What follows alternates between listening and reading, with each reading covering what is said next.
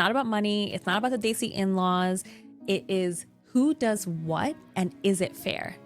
You go from being each other's person to being someone's mom, someone's dad. And it's like the story of who you are, your identity gets rewritten almost instantly. The couples who do one thing consistently tend to have an easier and stronger transition.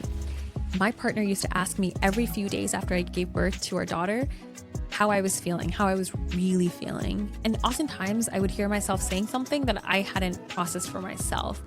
And it's something that a lot of moms need, particularly Desi moms who often grow up with the notion that congratulations, you're going to have a baby. And if you're like most of the couples I see in my practice, you're probably nervous about all the unknowns that come with having a child. You tell your family and friends that you're pregnant, and they immediately tell you all the must-haves to put on the registry, what brand of diapers to get, what brand of formula to use, what kind of stroller they love. No one sits you down and tells you all of the changes that partners go through after having their first child.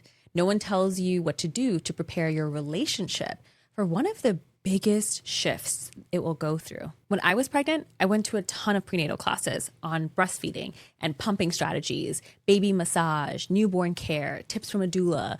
But there were no, I think I listed off literally all the classes I took, but there were no prenatal classes on how to prepare your partnership for going from a couple to a family.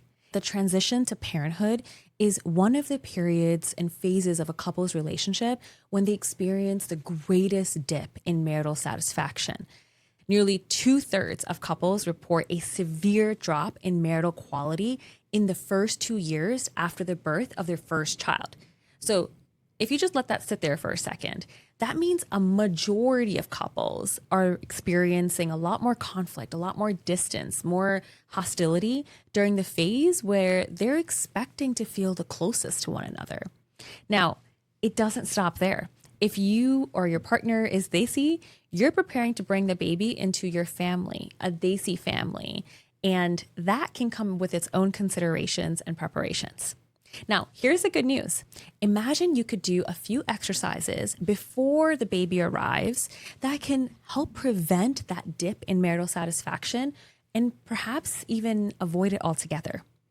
I'm Dr. Heena Manglani-Terranova. I'm a clinical psychologist, and this is Desi Dramas, where I let you in on how I, as a therapist, help Desis navigate the biggest transitions in their lives. In this episode, you're going to learn the 5 exercises I do with each pregnant couple I see in my practice who wants to build a foundation for their relationship, in addition to building the nursery that they're already working on. And along the way, you're going to learn the answer to these questions. What's the number one fight new parents have? How many hours of work does a baby actually add to your week? How can I prepare my Desi family for what we want after having our baby? You're probably already doing so much baby prep, getting the bassinet, the stroller, the car seat, the baby monitor. Think of this as the relationship prep. And it can actually be a change of pace from all of the baby gear that you're prepping for, and probably the part that's going to matter the most when you start unboxing that gear. And I have to say that even though we're talking about preparing for parenthood, these exercises that I'm going to share can easily be adapted to any big transition in a couple's relationship. So for example, if a couple is moving across the country, speaking from experience here, that's a major shift in the couple's relationship, and it requires some discussion too. So whether you're preparing to have a baby, just starting off as a couple, or been married for decades, there's something here no matter what life stage you are in your relationship. And the templates for all the exercises that I'm going to share are available on desi-dramas.com. So let's get into it. So before the 5 tools, let me answer the obvious question. Why does relationship satisfaction dip so hard? It's not that you suddenly love each other less. It's just math.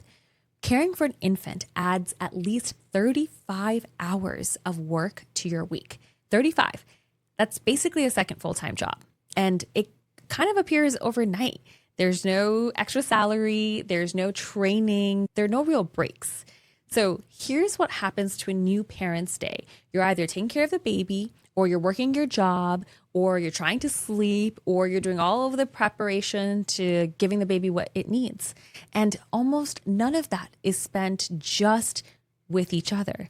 The couple that just do things on their own doesn't have that freedom anymore. And suddenly you just coordinate things you never talked about. Maybe in your home relationship, you never told your partner when you're going to hop in the shower, but now it's a text message that you send them and you ask them to watch the baby monitor, right? Or you're needing to use the bathroom and then realize, oh, I need to be on the toilet for a longer time. Can you go check on the baby? Nothing is automatic anymore. Everything has to be coordinated, which brings us straight to the number one fight that new parents have. It's not about money. It's not about the Desi in-laws. It is who does what and is it fair? A lot of couples find that they return to traditional gender roles after the birth of their baby, even when in their entire relationship, they felt like everything was much more equal. This division of labor drives so much of the conflict in new parents, and it's exactly why the tools that I'm about to share with you help avoid this issue altogether. So now, here are the 5 exercises to do before the baby comes. And if you already have your baby here, it doesn't hurt to try these out now because things are always going to change as your baby grows and develops and will require shifts in the couple relationship as well. Okay, number 1. Imagine how your identity is going to change and communicate that to each other. Before you can talk about who does what, it helps to see how each of you envisions your roles to change. Becoming a parent doesn't just add a task list, it reshapes your whole sense of self, your identity. So to start here, I want you to try a simple exercise, and you can do it side by side with your partner. So the first step, you're going to make a list of all of the main roles that you play in your life currently. You might be a wife, a daughter, a sister, a dog mom, whatever employment you have. You write all of those out, and then your partner does the same.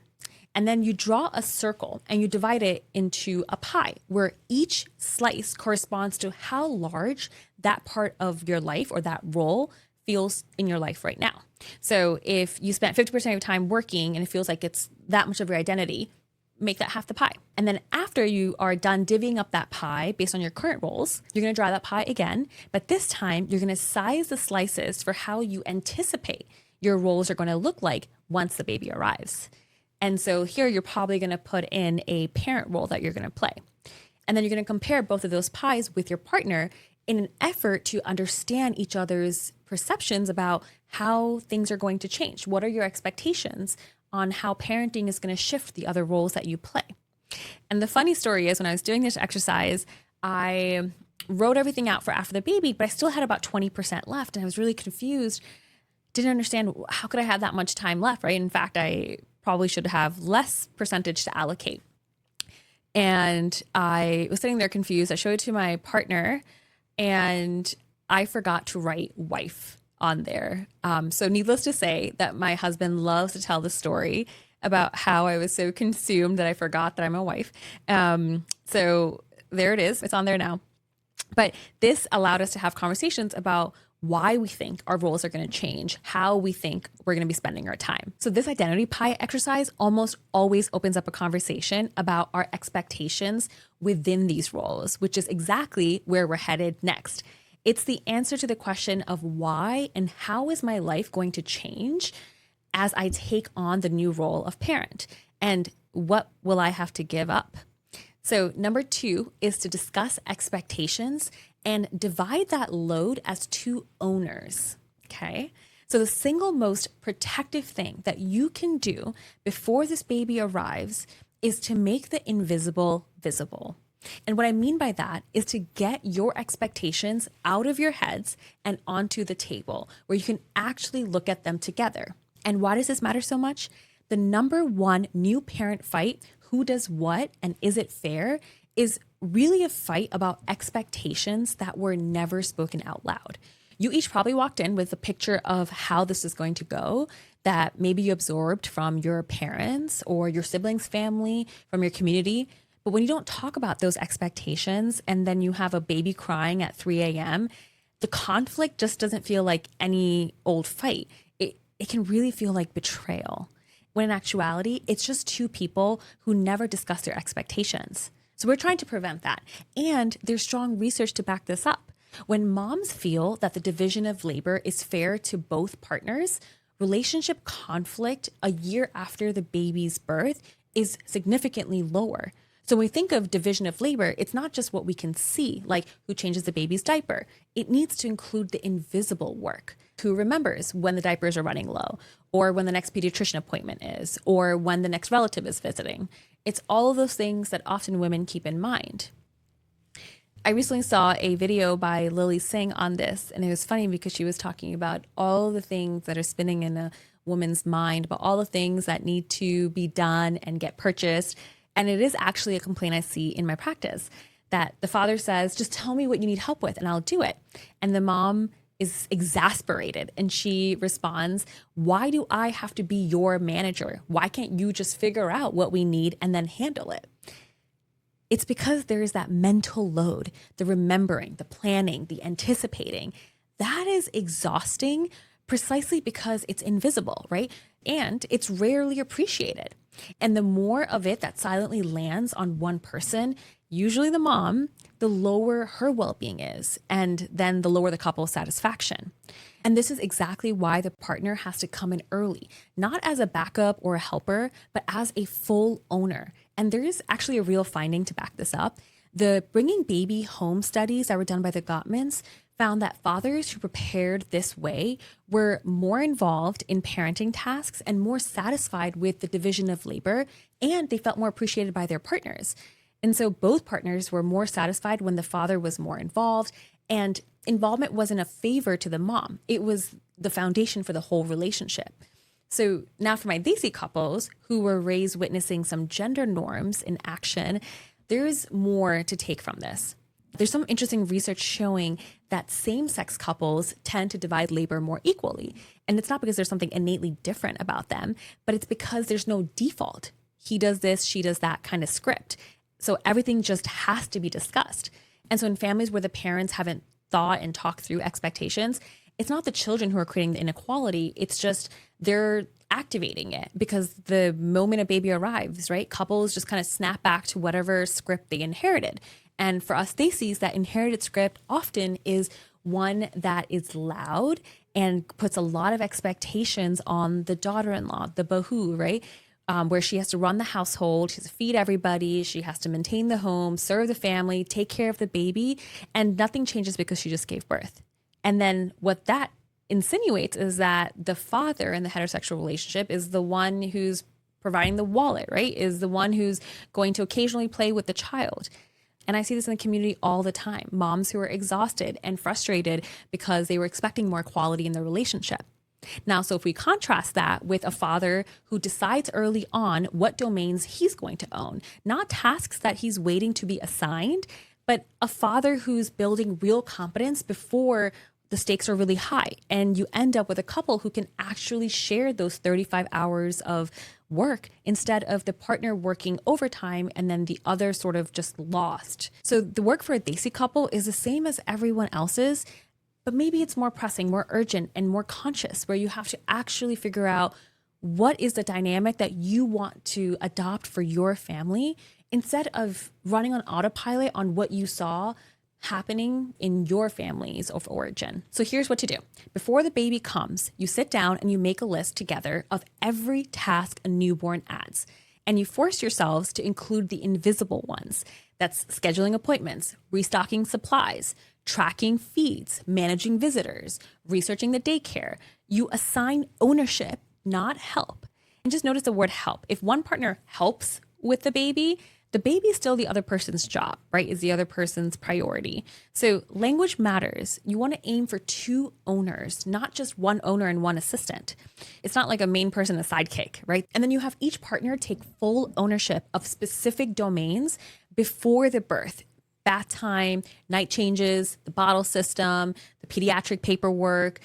You want to have that competence built early on. And then you revisit this list. You know, the first division might be wrong in some places. So you plan for a check-in 2 weeks after the baby's born. And you do that to sort of rebalance the responsibilities so that it doesn't end up being a blow up because one person's getting frustrated for doing too much. Ownership can and should stay flexible, and you just adjust it through conversation. So to have these conversations, some of these questions can be helpful. What did you picture yourself doing as a parent? What did you picture me doing? Which of these tasks do you want to fully own? When you're carrying the mental list of everything the baby needs, I want to carry half of it. Let's write it down so it's not living in your head all the time. Now, by listing out all of the tasks, you can also start to think about how you can tap into your support systems, aka daddy dadas, nani nanas, mamas, mommies, masis, masers, buas, and fufers. I always thought that word was so funny. And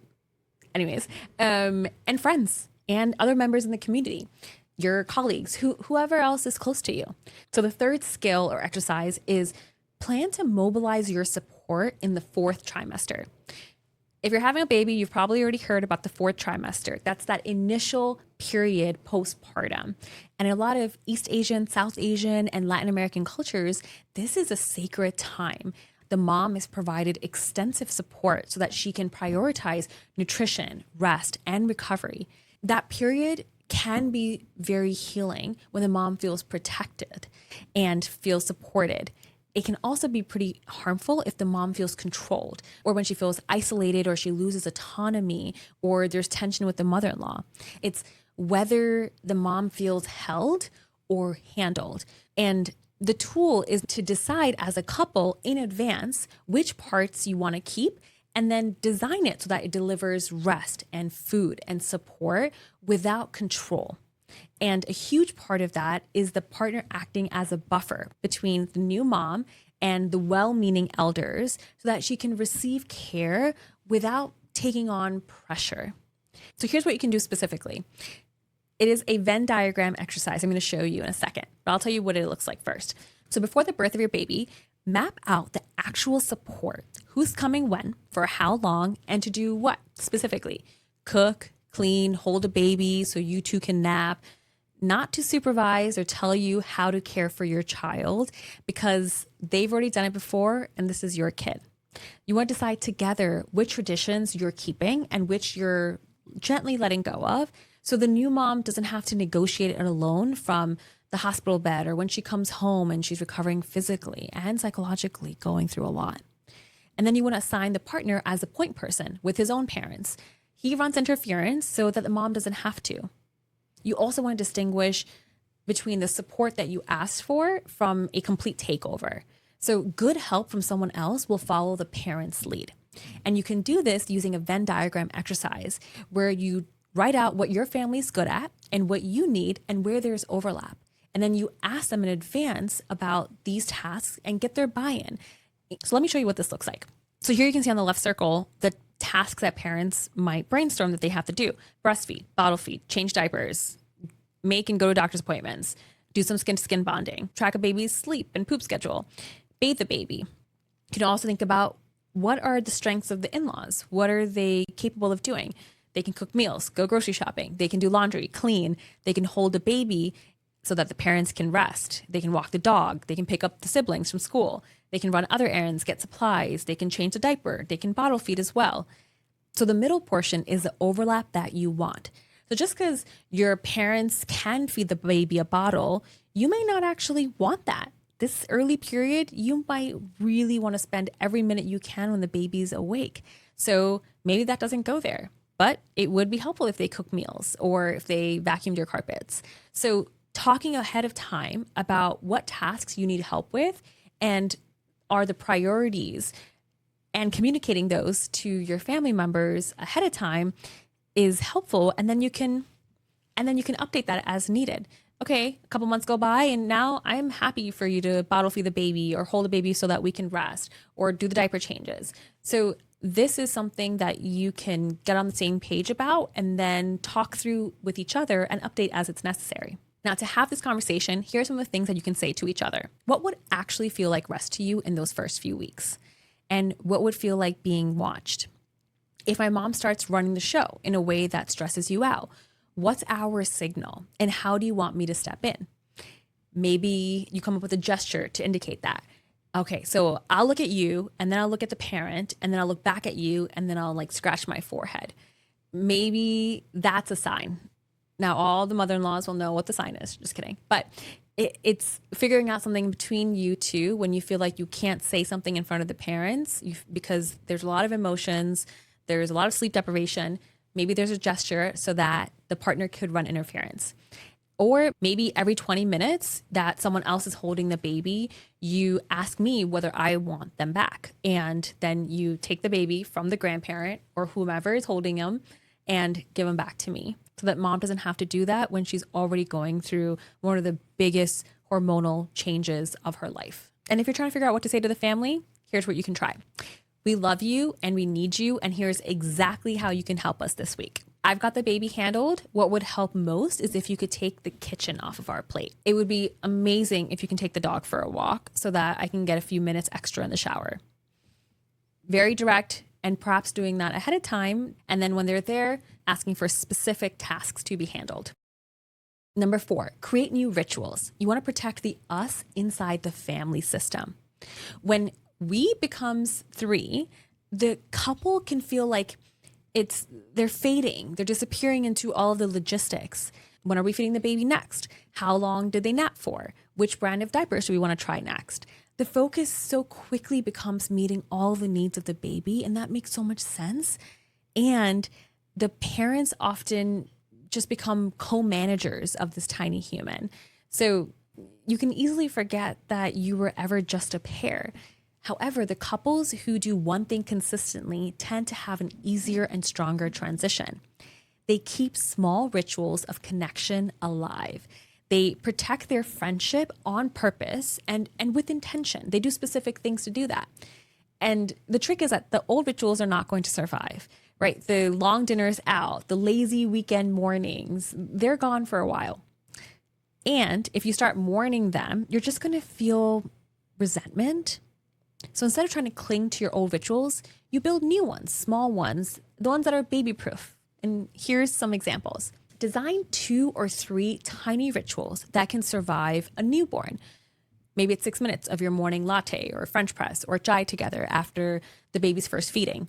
Or every night you share the high and low of the day while you're washing bottles or pump parts. Or maybe it's a 2-minute hug before one of you goes and takes a night shift. And make one of those things a daily appreciation ritual where you name one thing that your partner did that you noticed. Sleep deprivation can really drive resentment. So having a daily appreciation can combat it, because feeling appreciated and seen can actually refuel the tank and foster that satisfaction that you have in the marriage, in the relationship. You can also try to protect one us conversation a week that's not about the logistics. It's not a, hey, we're out of wipes, but hey, how are you really? How are you healing physically? How are you feeling emotionally? What's been most challenging and most rewarding? And you want to watch out for each other's mental health. This is important. Somewhere between the tools, make a plan for the two of you to watch out for each other in those first months. Perinatal depression and anxiety are common, both in moms and dads. They can look very different than the textbook sadness. It can be irritability or insomnia beyond what's typical around newborn care. It can be hypersensitivity or physical complaints. And all that means that it can get missed. So having some dedicated time to check in on each other's mental health, emotional well-being, and any needs that might come up, like the need for therapy, the need for seeing a psychiatrist, the need for connecting with other moms, time independently, time for yoga, anything that's going to feel nourishing is extremely important. And it's not just the moms, it's the dads, it's the partners. Both parents might need some time by themselves to do something that nourishes them. So decide in advance that this is something that you're going to check on without shame. It's just a simple, how are you really doing on the inside? And talking about it, that planning for it, knowing who you might reach out to if one or both of you need extra support can help when the time actually comes for it. And I'll share my own experience here. My partner used to ask me every few days after I gave birth to our daughter how I was feeling, how I was really feeling. He would actually ask me on a psychological level, tell me. And in the go of taking care of our baby, that helped me pause and reflect on what I actually needed. And oftentimes I would hear myself saying something that I hadn't processed for myself.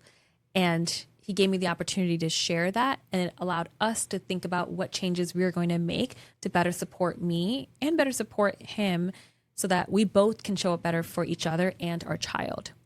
That was critical for me. That made me feel held and supported.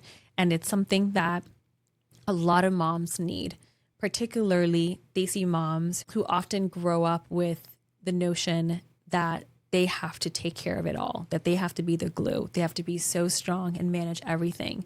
And something that I've seen and heard through my practice, through other people's lived experiences, is this need to be taken care of. The ways that our moms have taken care of us becomes so important after we become moms, because we are now giving so much of ourselves to another being that we need someone to hold us in all of the ways. And what those ways are may not show up, may not come up before giving birth, and might be a conversation to have after. What would help you feel most held, supported, cared, loved, nourished? I really want to double down on that and emphasize that. Now, here are some things you can say. The old lazy Sunday mornings, slow starts are on pause. They're not gone altogether. What's one tiny thing we can keep that's just ours? It's just between the two of us. Another thing you can say is, one thing I appreciate about you today was how you emptied the bottle washer when I was running around like a chicken. Or one thing I've been secretly admiring about you is, I love that second one, because when your partner is taking care of the baby, the house, and you, it tells them that you're watching them do those things, and it helps them feel seen for all of that effort that they're putting in. This process of creating new rituals helps to show what matters to you, and actually sharing your vision for what you want your couple relationship to be is especially important during this period of transition. And this links to the fifth exercise, which is build your shared meaning. Decide who you two are becoming. Every couple goes through seasons: getting married, having a child, moving, transitioning to an empty nest when the kids leave for college. With each season, the context of the relationship changes. And when partners become parents, it's not uncommon for this shift to feel like you're losing the you two that you used to be. At least for a while. You go from being each other's person to being someone's mom, someone's dad. And it's like the story of who you are, your identity gets rewritten almost instantly. And when you don't tend to that, when you end up operating as co-managers of this tiny, beautiful human, you might barely recognize each other's as the partners that you used to be. So shared meaning starts with each of you knowing your own vision and then weaving that together. So before you talk about us and get personal and specific, what kind of papa do you want to be? What kind of mommy do you want to be? What is your vision? What do you hope Sunday mornings look like in this little family that we're building? You say those things out loud in detail. And this isn't just extra things. These are the ways that you make sure that you both are building a shared vision together, instead of quietly carrying two private visions that might not match and never had the chance to align. Creating shared meaning is this process of talking about the family you're trying to create, the values that you want to pass down, the kind of parents you want to be, and finding ways to choose each other inside these new roles that you're playing. An example of this is when my partner and I were discussing how we wanted to be as a couple before the birth of our daughter. We talked about how important it was for us to be a united front, that no matter the problem with our child, we would always back the other person up in front of her and then discuss it privately if we disagreed. So it was important for us to have a secure, solid, protection around us as a team and around our relationship. And that's one way that we were practicing choosing each other inside these new roles that we are playing. Now, why does creating shared meaning matter, especially for Desis? A lot of us have inherited this very specific blueprint for what a family should look like, how you raise a child, what traditions you follow, what expectations to place on the child, like seeing your parents as authority figures you shouldn't question. And if you never sit down and actively, consciously decide your family's meaning, you're going to default to two inherited blueprints that may not actually match each other. And then you might fight about that mismatch for many, many years, 18 years, without actually naming why. And I often work with couples where both partners say, I was attracted to my partner because they valued family. I love that we shared our values. That's an important first step, and it's not enough. What are your expectations and assumptions about family? What roles do you envision playing as a mom, a dad, a parent? What do you expect your partner to do? Having active conversations like these to dig deeper and navigate those different beliefs that you likely have is a way to actually align and build your new blueprint for your nuclear family. So before the baby comes, have the bigger conversation. It's not about who's going to do night duty. That's skill number 2, exercise number 2 that we already talked about. It's what are we actually building here together? What matters to us as a family? What are our family values? And then talk about those. So here's how you can do it. You start individually. Each of you describes the parent that you hope to be out loud and in a lot of detail. And then you describe the co-parent that you hope the other becomes. What is your vision? And then you talk through the values as a couple before the baby arrives. What do we want our kid to feel in our home? Which traditions from each side do we want to keep? And which one do we want to retire, let fade into the past? Which ones are new that are ours? What does a good parent mean to each of us? And then you talk about where those blueprints differ. We differ in religion, how much discipline we want, the languages that we speak, how much involvement we want extended family to have.